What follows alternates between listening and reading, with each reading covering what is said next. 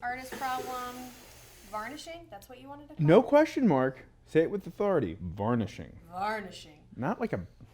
Try it again. Varnishing. Varnishing. Okay. Now you're like a showgirl. I like it. Varnishing. Yeah. 111. Varnishing.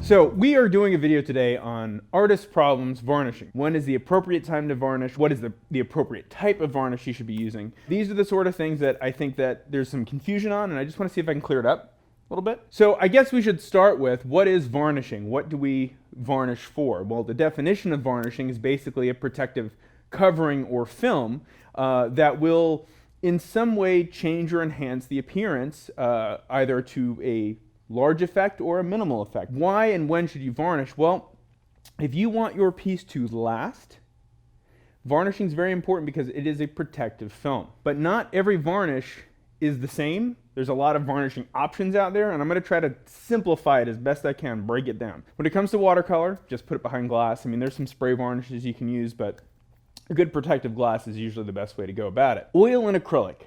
If you're painting in acrylics, you can use a solvent-based varnish or acrylic varnishes. Acrylic varnishes only go on acrylic paintings, okay? What do? Well, the main thing it's going to do is unify the sheen. So you can see here, we've got gloss varnish. A gloss varnish is going to increase the brilliance of color, which sounds great, but it does come at a cost. There's always a cost. It will also have a bit of a glare if you look at it in the light. Now, matte will have the inverse effect, so it might dull the colors a little bit, but it won't glare at you. And then there's the in-between, the satin, which is a little bit of both, the best of both worlds. This is the baby bear. However, there are some disadvantages to an acrylic varnish. Acrylic varnish is not removable. You can't take it off. Not like you have to keep it on here because it will adhere. It's an acrylic-based water-soluble varnish, which means once it's dry, it's permanent. I don't want to put these products down. They're not putting them down at all. They have a time and place. Sometimes you just want it to be glossy, right? You can apply this, make it all glossy, and then put a solvent-based varnish on top of it.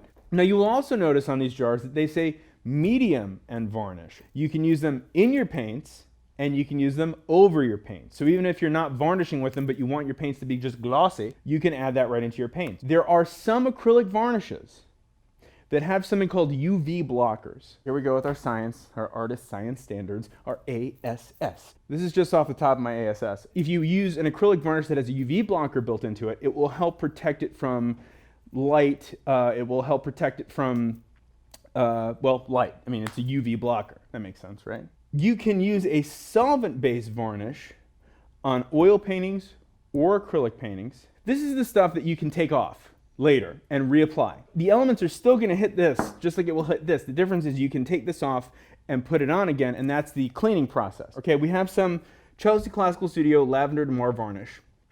And Damar Varnish is your classic oil painter's varnish. Okay, it's got natural Damar resin in it, and that's what I'm going to use here today to kind of varnish this for you.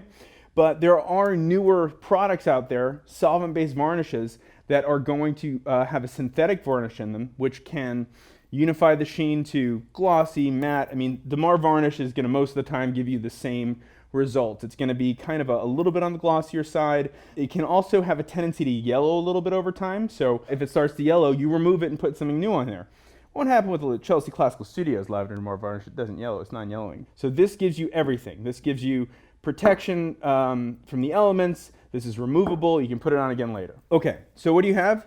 Soft hair brush. Okay, this is a pony hair brush. When you apply varnish, you want to apply in light, even coats. Okay, you want to do one coat in one direction, let it dry, and then in the other direction. Now, why do I have this kind of shallow dish here? First of all, it doesn't like the way I look, and it judges me on it. But second of all, you want to spread the varnish out so that you can more evenly load your brush. So now I'm just going to go over we have a Dan Nelson here. Oh, we should give Dan Nelson a little plug. Give him a plug. Put up his Facebook. He's a great guy. He taught me a lot about art. All right, so I'm just going to go over and very lightly apply Damar Varnish. Now, with oil paintings, with any art, okay, you varnish once it's dry. You don't varnish when it's wet. You'll be sealing in the wet and nobody wants to be sealed in a wet place. So acrylic paint, not a big deal. A couple days it'll be dried depending on how thick you paint. Oil paint's tricky. You don't varnish an oil painting for at least 6 months to a year. Now some of you out there are thinking, I'm going to type a message down there saying, oil paints don't dry, they oxidize. Okay, I'm trying to keep it simple. Technically the oil paint never dries, it oxidizes, but it's basically drying, okay? Now, this Damar varnish, I want to make sure I let it dry fully.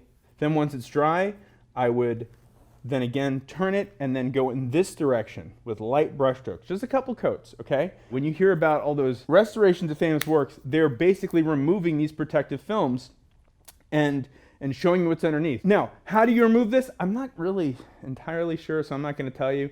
Now, if somebody out there knows how to do that, tell everybody below. I'm hoping that by the time I need something restored, I'm dead anyway, so don't even worry about that. When you're letting this dry, okay, atmospheric conditions, warmer room, dry, not humid room if possible. You want to protect it from dust if possible. Some people can pitch a little tent over their art to make sure no dust or particles or schmutz fall on it. So you use varnish to protect your art, to protect your investments. If you bought an oil painting, I recommend varnishing it or having it varnished if it has not been already. If you've bought an acrylic painting, same thing. Ask if it's been varnished. So protect your paintings, all right? Protect your investments, and protect me on Instagram. It's getting hard to come up with these. Like, I made it a thing. Like, I've got to like, I need consistency. 8. We have one last thing. It's come to my attention that there is a skeleton on this set. Right now it looks like a horse. He has been photobombed, or she. We don't know. I can't see the jib. I want this to be named. So if you have a name suggestion for our skeleton friend, put it below, and we're going to vote on it here, and we're going to actually name this thing, because he keeps photobombing me, or she. Gender neutral, that's right. There is no gender identity, so any name will work. Can we say it's human? Okay, we can say it's human. Now it's like The Godfather.